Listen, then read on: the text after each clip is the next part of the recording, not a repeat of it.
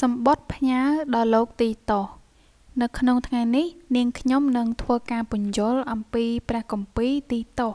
ហើយនៅក្នុងនោះគឺមានចំណុចសំខាន់ធំចំនួន2យ៉ាង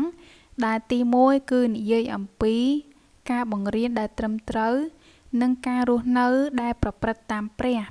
ទី2គឺនិយាយអំពីជីវិតនៅក្នុងសង្គមគ្រីស្ទាន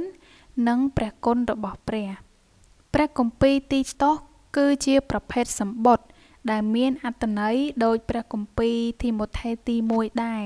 ដែលលោកប៉ូលបានសរសេរផ្ញើទៅកាន់ទីតោនៅកោះក្រិចខណៈពេលដែលគេដោះលែងលោកប៉ូលឲ្យមានសេរីភាពមួយរយៈនៅក្នុងទីក្រុងរ៉ូមបញ្ហាចម្បងរបស់អ្នកដែលរស់នៅកោះក្រិចប្រព្រឹត្តការកុហកដើម្បីបានកម្រៃប្រព្រឹត្តការទោលមុលល្មើសមិនមានចិត្តសុភាព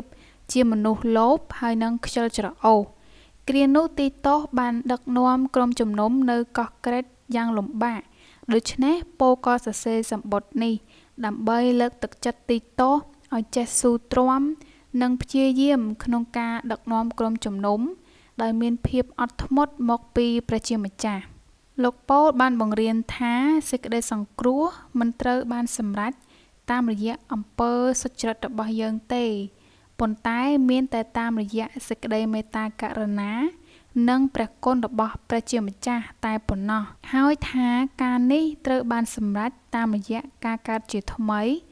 និងការដែលព្រះវិញ្ញាណធ្វើការព្រះគម្ពីរទីតោអាចនិយាយបានថាជាមេរៀនមួយយ៉ាងល្អសម្រាប់គ្រូគង្វាលនៅក្នុងក្រុមជំនុំមួយឬនៅក្នុងតំបន់មួយដែលសម្បូរទៅដោយការបង្រៀនខុសឆ្គង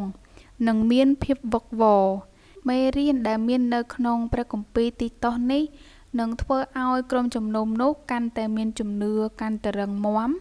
និងមានគោលលទ្ធិត្រឹមត្រូវ